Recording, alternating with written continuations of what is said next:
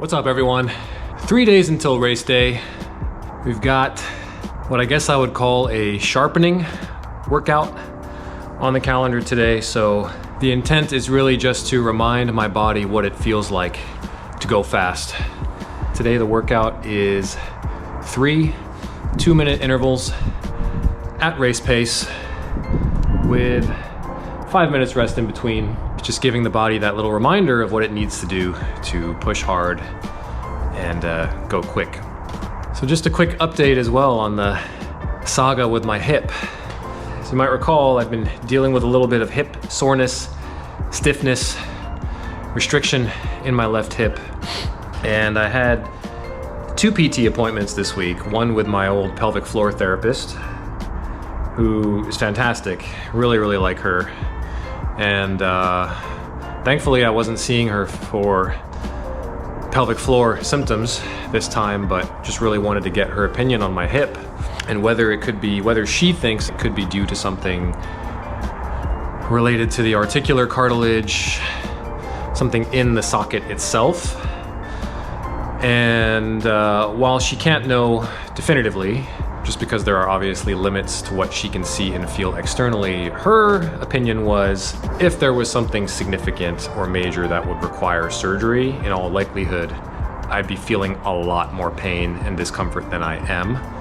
So the fact that it's really only been, thankfully, minor discomfort and stiffness thus far leads her to think it's not anything that I would get surgically repaired, even if abnormalities came back in an MRI. Her hypothesis is it's likely that the stiffness I feel in my hip is due to tightness of the ligaments and connective tissue surrounding the hip socket itself. And as I told her, in all my years of rowing, nearly a decade, I predominantly rowed on one side of the boat. Now this gets into a little bit of inside baseball for rowers, but when you row in a sweep boat, so sweep meaning you only have one oar and you're rowing therefore on one side of the boat, you tend to lean towards that side. And what can happen for a lot of people is the leg, let me see if I can demonstrate this or explain this simply. So if you're rowing on, in my case, the port side of the boat, meaning I was leaning to my right, what can happen is the leg, the outside leg, over time can sometimes start to go into what's called external rotation, meaning the knee falls away, and instead of both knees being sort of up towards the chest, one knee is kind of falling again into external rotation.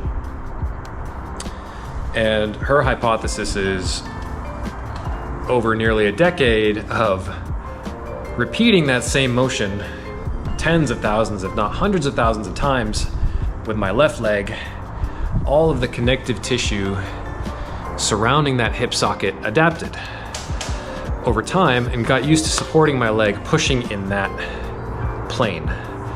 And so I got good and strong at pushing, really effectively doing a squatting motion with my leg kind of splayed out in this externally rotated position, which worked fine when I was rowing on that side of the boat. But nowadays, especially for erging or for squatting, any kind of squatting movement where I really need both legs to be moving symmetrically has caused some issues. So once I stopped rowing, I just didn't retrain and put in the work necessary to get my left leg to squat in more of a neutral position.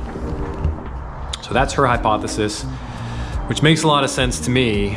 And actually she measured my legs, and it turns out my left leg is about a 1/4 inch shorter than my right.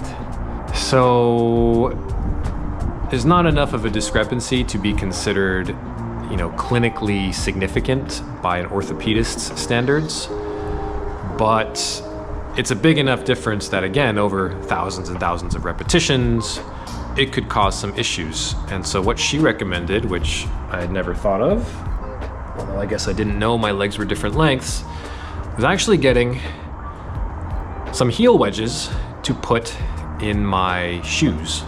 Not just when I'm working out, although that's probably most important, but even just day to day. And it's kind of hard to see in the camera, but comes in a 3-pack. So each little wedge here is about 1/4 of an inch, which is pretty much exactly my discrepancy. So what she suggested was putting this in the heel of my left shoe and just seeing how my hip feels after a couple weeks. So I just put it in my left shoe for my warm-up. Not gonna lie, I'm somewhat reluctant to put this in my shoe for race day. I generally try to not do anything new or different on race day, but depending on how this feels for my intervals today, I may go with it. It's a minor enough change that, knock on wood, I'm not gonna feel anything negative, but yeah, we'll see how it goes today. So I then saw my sports PT yesterday who gave me some really good stretches, just exercises to do daily. Both PTs concurred that restoring full mobility to my left hip could take as long as a year of consistent work, simply because ligaments, connective tissue just takes longer to remodel. And by remodel, I mean it literally has to regrow as it adapts to the new loads being put on it. So I just have to repeatedly subject my left hip to lots of internal rotation, lots of movement that makes it feel uncomfortable right now, but over time should hopefully help restore more movement and function. I've got potentially a longer road ahead of me to get this hip back to where I want it to be, but it's just something I need to do because I don't want it to get worse. So anyways, enough talking from me. Let's jump into this workout. See you guys on the other side.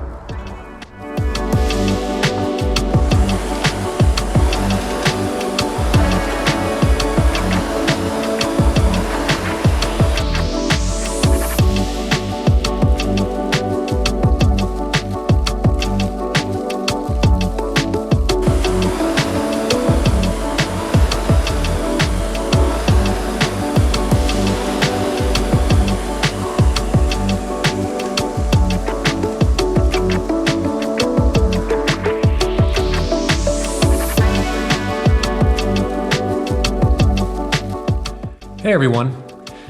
So apparently my brain short-circuited after that row and I forgot to record my usual post-row recap, but now's as great a time as any. Just put the kids down to bed, the house is quiet, and great time to think and reflect because really the training is done, the hard work is done, and now it's just a matter of getting rest, recharging my batteries, visualizing race day, just getting mentally prepared for the competition. In a way, it's nice to think that from a training perspective, I've done as much as I could with the resources and time that I had to get ready for this race. And regardless of how race day goes, I think I can look back and be really proud of what I've accomplished over the last 3 months, because had you asked me a year or two ago if I ever thought that I could put this amount of work in on the erg at any point again in my life, I probably would have looked at you and said, hell will sooner freeze over than see me regularly back on the erg. So yeah, I'm not going to gauge success or failure by how race day goes. It is simply another milestone in my journey, and regardless of what happens, the journey will continue. So until next time, take care of yourselves, keep chasing, peace.